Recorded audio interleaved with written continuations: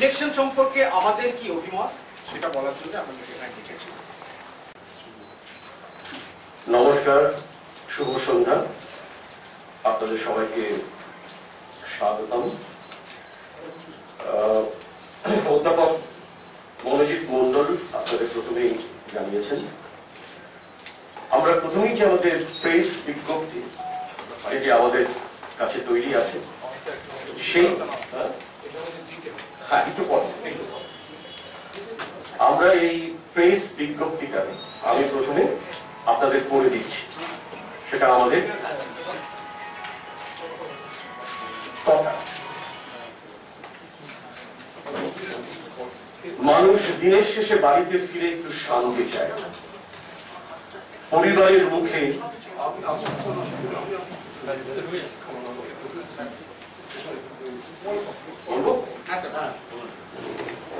মানুষ দিনের শেষে বাড়িতে ফিরে একটু শান্তি চায়, পরিবারের মুখে দুমুঠো তুলে দিতে চায়। কাকদ্বীপ থেকে কোচবিহারের বাড়িতে বাড়িতে মা ভাই বোন গত 4.5 বছরে সেটা পেয়েছে। জঙ্গলমহলে 4.5 বছরে একটাও গুলি চলেনি। যেখানে প্রতিদিন মানুষের লাশ পড়ে থাকত, যেখানে ভাইয়ের হাতে ভাই খুন হতো প্রতিদিন, সেখানে এখন উন্নয়ন এগিয়ে চলেছে।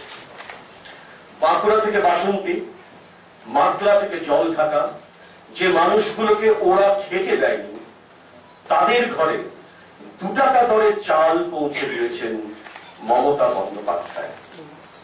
9 কোটি মানুষের মধ্যে 7.5 কোটি মানুষ দুবেলা দুমুঠো মুখে দিতে পারছেন। এর আগে কোন মুখ্যমন্ত্রী এভাবে মানুষের উঠোনে এসে দাঁড়াননি। ঘরে ঘরে পৌঁছে গেছে কন্যাশ্রী, যে প্রকল্পে ভূয়সী প্রশংসা করেছে ইউনেস্কো। পৌঁছে গেছে সাইকেল। খালি পায়ে স্কুলে যেতে হতো যেসব প্রান্তিক সংসারের বালক বালিকাকে, তাদের পায়ে নিচে আর আগুন বালি নেই। গ্রামে গ্রামে এখন কিষাণ মান্ডি, যাতে কৃষিজীবী মানুষ অসময়ে তার ফসলের দাম পান। গ্রামের ভেতরে যেসব পথ দিয়ে জল কাদায় হাঁটা যেত না, সেখানে এখন কুচকুচে কালো পিচের রাস্তা ছুটে চলেছে। হাসপাতালগুলো আগে ছিল এক একটা ঘেঁটো, সেই হাসপাতালগুলোতে এখন জোয়ার এসেছে। মানুষ বিনা পয়সায় চিকিৎসা পাচ্ছে, যেমন তেমনি পাচ্ছে ন্যায্য মূল্যের ওষুধ। জেলায় জেলায় তৈরি হয়েছে সুপার স্পেশালিটি হসপিটাল। গত 4.5 বছরে এমন কোন নাগরিক নেই যিনি কোনো না কোনো নতুন পরিষেবার পরিসরে এসে দাঁড়ান। কলকাতা শহর নিয়ে বাঙালির গর্বের শেষ নেই। সেই কলকাতাকে জড়ার হাত থেকে, মুমূর্ষু নগরীর দুর্নাম থেকে বাঁচিয়ে তুলেছে এই সরকার। কলকাতা এখন একটা ঝকঝকে শহর, যে কোনো মেগাসিটির সঙ্গে পাল্লা দিতে পারে। যে বাঙালি 5 বছর আগে শহর ছেড়েছেন, তিনি ফিরে এসে অবাক হয়ে একটা ঝলমলে আলোকিত শহরের দিকে তাকিয়ে আছেন। গত 4.5 বছরে মমতা বন্দ্যোপাধ্যায় যে কাজ করেছেন, সে কাজ কেন আগে কেউ করতে পারেনি? আমরা মানুষের দিকে তাকিয়ে আমরা আপনাদের বিবেক ও বিবেচনাকে সম্মান করি। আমরা জানি আপনারা উন্নয়নের পক্ষে, আলোর পক্ষে এবং অবশ্যই অন্ধকারের বিরুদ্ধে। বিনীত মহাশ্বেতা দেবী, দ্বিজেন মুখোপাধ্যায়, যোগেন চৌধুরী, নৃসিংহ প্রসাদ ভাদুরী, সুবোধ সরকার, অভিরূপ সরকার, প্রতুল মুখোপাধ্যায়, ইন্দ্রাণী সেন, শ্রাবণী সেন, শাওলী মিত্র, দেবেশ চট্টোপাধ্যায়, শেখর সমাদ্দার, ত্রিদীপ ব্যানার্জি, মোহন সিং, বিক্রম ঘোষ, তন্ময় বোস, অমিয় চৌধুরী, শিউলি সরকার, রুবি সাঁই, বিপুল ভদ্র, পূজন সেন, পুলক সেনগুপ্ত, শুভাশিস নিয়োগী, মোহাম্মদ আলী, প্রসূন ভৌমিক, অর্ণব সাহা, অর্জুনদেব সেন শর্মা, সৌরভ মুখোপাধ্যায়, চিরঞ্জীব ভট্টাচার্য, স্বাতী ব্যানার্জি, দিলীপ মহান্ত, রজত ভট্টাচার্য, রঞ্জিত মল্লিক, দীপঙ্কর দে, গৌতম ঘোষ, অরিন্দম শীল, কৌশিক গাঙ্গুলি, রাজ চক্রবর্তী, জুন মালিয়া, অপরাজিতা পার্থ, শ্রীকান্ত মোহতা, যিশু সেনগুপ্ত, বিরসা দাশগুপ্ত, বিরসা দাশগুপ্ত, ইন্দ্রদীপ দাশগুপ্ত, জিৎ গাঙ্গুলি, তনুশ্রী চক্রবর্তী, পায়েল সরকার, হিরণ, অঙ্কুশ, বনি সেনগুপ্ত, জয় মুখার্জি, কৌশলী মুখার্জি, এন কে সলিম, রবি শর্মা, রুদ্রনীল ঘোষ, মিমি চক্রবর্তী, শুভশ্রী, সায়ন্তিকা, নুসরত জাহান, বিদীপ্তা চক্রবর্তী, রাজা চন্দ্র, রাজীব কুমার, যশ দাশগুপ্ত, রনিতা দাস, শ্রীপর্ণা রায়, মোনালি দে। এবার বিজেন্দ্র আমাদের মধ্যে সবচেয়ে বয়সে প্রবীণ। বিজেন্দ্র দু একটা কথা বলবে।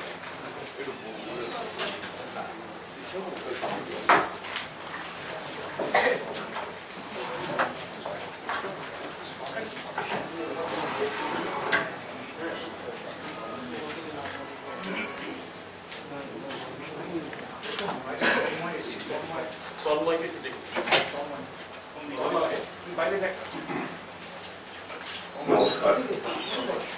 গলা একদম কিন্তু আজকের এই বিশাল ব্যাপার এটা আমাদের কাছে, তাই না? এখানে এসে আমরা তো পড়ে শোনালাম আপনাদের। আমি শুধু যেটা বলতে চাই সেটা হচ্ছে আমি গান করি, এছাড়া তার অন্য কিছু বলা যাবে না আমাকে। আর আমি খুব বক্তাও নেই ভালো। আমি শুধু এইটুকুই বলবো যে 1946 সাল থেকে আমি গান গাইছি। অনেক শিল্পী আমার সাথে ছিলেন, সব চলে গেছেন। পশ্চিমবাংলা জুড়ে গেছি, গ্রামে গেছি, গঞ্জে গেছি, নদীর ধারে গিয়েছি, বিদেশে চলে গেছি, সব জায়গাতেই গান করেছি। প্রথমত সেই পশ্চিমবাংলার কথা সবসময় মনে পড়ে যে আমাদের পশ্চিমবাংলা। কিছুক্ষণ আগে শুনলাম আমরা কলকাতার কথা। আমি শুধু সেই সব গানের কথা বলবো, সেসব শিল্পীদের তারা কেউ কোনোদিন সম্মান পায়নি। আমার কথা ছেড়ে দিন, তাদের ডেকে এনে আমাদের মাননীয় মুখ্যমন্ত্রী মমতা বন্দ্যোপাধ্যায় প্রত্যেককে সম্মান জানিয়েছেন এবং সম্মানী দক্ষিণা দিয়েছেন, এমনি নয়। এছাড়া বাউল সম্প্রদায়, আমি জানি একটি ছেলেকে ট্রেনে শান্তিনিকেতন যেতে দেখেছি, সে ওই দুটি বাজিয়ে গান করতে পছন্দ করত। পরবর্তী সময় তাকে কলকাতায় নিয়ে আসা হয়েছে, সেখানে গান করেছে। গান করতে করতে সেই সব ছেড়ে কোথাও যায় না, এখন সে বিশাল জায়গায় চলে গেছে। বাউল সম্প্রদায়কে ডেকে এনে প্রত্যেককে সম্মান জানিয়েছে এবং প্রত্যন্ত গ্রামেতে যেসব বাউলরা থাকেন তাদের ডেকে এনে মাসে 2000 করে তাদের দেওয়া হয়েছে এবং তার ব্যাজ আমাকে দেখিয়েছেন, তারা এসেছিলেন আমার বাড়িতে। এই হচ্ছে বাউলদের ব্যাপার। আমাদের ব্যাপার বললাম, সংক্ষেপে বলবো। আমি এবার যাচ্ছি যাত্রা। যাত্রাতে আপনারা জানেন বোধহয় একটি মঞ্চ আছে, বিদ্যা বিনোদ মঞ্চ, তাই না?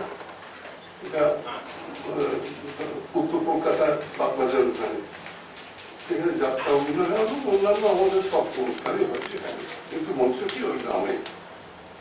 এছাড়া তাদের যেমন করেছে টেলিফিল্ম, টেলিফিল্মের সমস্ত শিল্পীদের এনে আমাদের সামনে তুলে ধরেছেন, তারা তাদের সম্মান জানিয়েছেন, সম্মানিত দিয়েছেন দক্ষিণা। এই যে মানুষ, তার অন্যদিক ছেড়ে দিলাম, এইটা যার মন, যে প্রত্যেক মানুষ যে মানুষ চিরকাল তারা ডিপ্রাইভ হয়েছেন, তাদের নিয়ে এসছেন, এখানে গান করেছেন, তাদের সম্মান জানিয়েছেন। এই যে মানুষটি, এই মানুষটির কথা এক মুখে কেন বলবো, 10 মুখে এবং উন্নয়ন। 4.5 বছরে যে উন্নয়ন আমরা দেখছি, আমি বিশ্বাস করি এটা সম্ভব, কারোর দ্বারা সম্ভব। আমার দিক থেকে বেশ কিছু বলার নেই, কারণ প্রতিনিয়ত এই কথাগুলো বলা হচ্ছে। শুধু এইটুকু বলা হোক যে আমরা আজকে এখানে এসেছি এই কারণে, এই প্রথম বিধানচন্দ্র রায়ের পর একটি সরকার বোধ হয় এই প্রথম একটা পজিটিভ ভোটিং দিকে যাচ্ছে। বয়োজ্যেষ্ঠ যারা আছেন, আমার বন্ধুরা আছেন, আমার বেশ মজা লাগছে এটা ভাবতে যে 19 তারিখে, আমি জানি না দেশে থাকবো কিনা, যদি থাকি আবার হয়তো আমি বাজাবো, কারণ 2011-তে একটা ন্যাশনাল টেলিভিশনের জন্য যখন রেজাল্ট অ্যানাউন্স হচ্ছিল আমি বাজাচ্ছিলাম আর উনি আমার পাশে বসেছিলেন। হ্যাঁ, সেটা 2011 সালে ছিল। আমি সকাল থেকে বিকেল পর্যন্ত ওটা লাইভ টেলিকাস্ট হয়েছে। গুণীজনেরা রয়েছেন, তাদের সামনে কোনো কিছু বলাটা শোভা পায় না। আমি একটা আমার নিজস্ব ভাবনা বা নিজস্ব কিছু যেটা আমি ফিল করছি সেটা শেয়ার করছি। প্রথমে বলি যে আমি কিন্তু একজন পুরোপুরি সিপিএম বাড়ির ছেলে, মানে আমার মা, আমার বাবা, আমার মামা এবং আমার বাড়িতে সবাই কিন্তু সিপিএম। আমার বাড়িতে একজন আছেন যে সিপিএম এর বড় একজন লিডার। কিন্তু ছোটবেলা থেকে কি হয়েছিল, যখন আমি প্রথম ভোট জিনিসটা বুঝতে শিখি তখন আমি পিছনে রাখতাম। ভোট যখন বুঝতে শিখি তখন প্রথম দেখি কেউ ভোট দিতে আছে তাকে মেরে ওই ভোট থেকে বের করে দেওয়া হচ্ছে। যেখানে যা যা বলার সব বলা হয়েছে, বাবু বলেছেন, আমার বয়োজ্যেষ্ঠরা সবাই বলেছেন, রাজ বলেছেন। আমার কাছে একটা ছোট প্রশ্ন, লাস্ট 20-25 বছর কিংবা 30 বছরে আমি তো মানে আমার ধরুন আজকে 42-43 বছর বয়স, আমি যদি আমার 20 বছর বয়স থেকে ধরি, তাহলে তো আমি কোনো নেতা কিংবা নেত্রী দেখিনি the face of West Bengal, who will be the face of my state. এবং নির্ভুল কিংবা মানে কি বলবো, কাজ করতে গেলে কিছু ত্রুটি, কিছু ঠিক, কিন্তু ঠিকের অংশটা বেশি না ত্রুটির অংশটা বেশি।